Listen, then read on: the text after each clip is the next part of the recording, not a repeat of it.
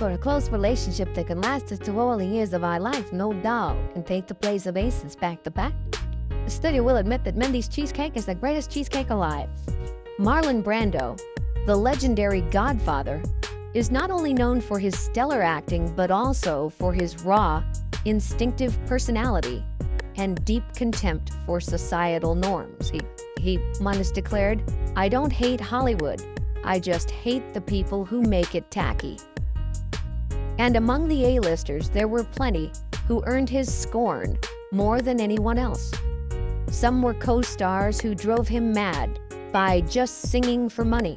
Others were cinematic legends who enjoyed tormenting people for sport.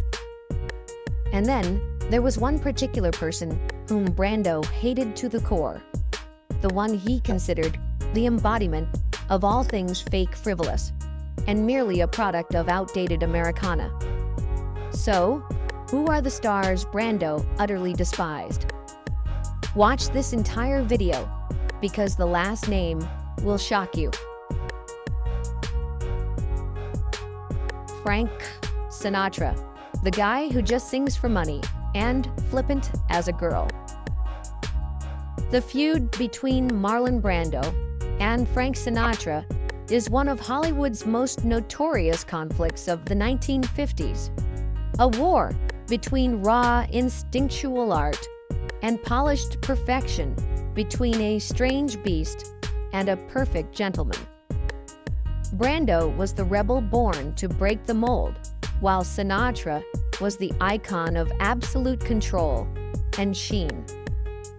When the two collaborated on the film Guys and Dolls, 1955, the set became an outright battlefield. Tensions simmered from the very first day. Sinatra arrived in a crisp white shirt, expensive Chanel cologne, and the confident stride of a king. Brando showed up late, in a wrinkled t-shirt, eyes still groggy, a cigarette dangling from his mouth, embodying the image of an outlaw. Sinatra didn't hesitate to publicly mock Brando.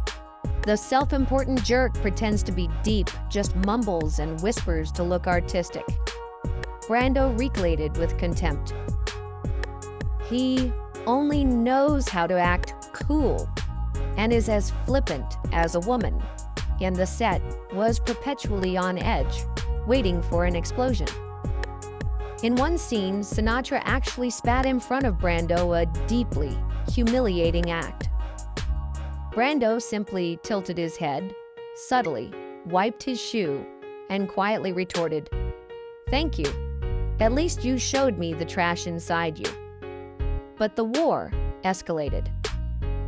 Brando, cunning and vicious, knowing Sinatra intensely disliked eating custard, secretly convinced director Joseph Mankiewicz to change the script, forcing Sinatra to eat the dish for one scene, 9 times in a row. With no fake filming techniques available, then Sinatra was forced to eat it for real. By the 9th take, he threw his spoon down, almost gagging, and yelled, "You're scum, Brando." Brando calmly adjusted his collar, simply replying, "We're one and the same brother." Following the incident, the crew had to schedule separate shooting times to avoid further clashes. Many recalled that Sinatra always carried a bottle of liquor to make seeing Brando less irritating, while Brando simply responded with a smile and a challenging silence. Though Guys and Dolls was a huge success, the rift between them never healed. Insults continued to be traded in the press. Sinatra derided Brando, the lazy hippie masquerading as a genius. Brando countered in Esquire, "Frank Sinatra is not a singer. He's just a mood peddler wrapped in a tuxedo." Years later, when asked about Brando, Sinatra merely offered a wry smile. "I don't like men who want to play God." Their deaths were separated by nearly half a century. Yet Hollywood still recounts the tale, a tragedy named hubris. Two egos. Two extremes. They collided not to create a miracle, but to prove a bitter truth. True genius never shares a stage. If the battle between Brando and Sinatra was a duel of two colossal egos, the next clash was one that sent shivers down Hollywood's spine when Brando dared to publicly challenge a living saint of world cinema. Charlie Chaplin, the greatest hypocrite in England. In 1910, Marlon Brando and Charlie Chaplin worked together on the film A Countess from Hong Kong. The result was disastrous, with crew members later describing the experience as witnessing a battle among the gods. From day one, Brando felt alien to Chaplin's world. At over 70, Chaplin still made films the way he did in the 1930s. Slow, meticulous, and demanding actors be absolutely precise to his imagination. In contrast, Brando saw cinema as a space for genuine emotion, not mechanical orchestrated theater. This philosophical difference made the set a form of torment for Brando. When Chaplin demanded he reshoot a scene embracing Sophia Loren for the 59th time, the pent-up fire in Brando erupted. He slammed the wine glass down and spat. "If you like acting so much, do it yourself, clown." An enraged Chaplin declared, "You are destroying my film." Brando retorted with a line that became legendary. "No, I am saving it from you." After that day's shooting, Brando walked off. Later, in an interview with Playboy, he spoke without reservation. Chaplin is the greatest hypocrite in England.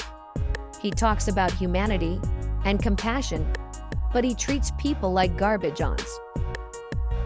Brando's criticism of Chaplin was not baseless, as the comedy legend's perfectionism was notorious and feared by every actor. Sophia Loren, his co-star, admitted she couldn't stand his temperament. Chaplin was famous for his absolute control.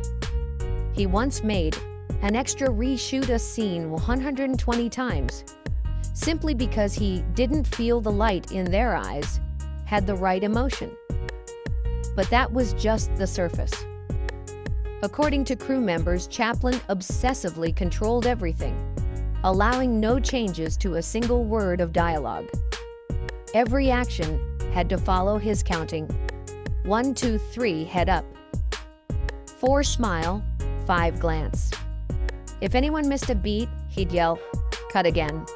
One cameraman recalled that Chaplin made Brando's simple walk through a door be reshot 37 times because he felt his shadow was falling in the wrong emotional direction. He was like a tyrannical king with the face of a clown. When A Countess from Hong Kong premiered, it was a heavy failure. Critics called it the worst film by two of the biggest geniuses. Disappointed Brando never mentioned it again. Years later, when Chaplin passed away, Brando did not attend the funeral. However, a friend recounted that he once sat alone rewatching the classic City Lights and let out a weary, poignant sigh. "Perhaps I was wrong to act that way. After all, it was his perfectionism that made him successful." That statement was enough to show that even in his deepest loathing, Brando still revered the genius and the iron discipline that forged Chaplin's legend. Yet if Brando and Chaplin were a battle between two arrogant geniuses, the next confrontation was even more severe. For this time, Brando not only disparaged a person, but destroyed an entire archetype of the American man.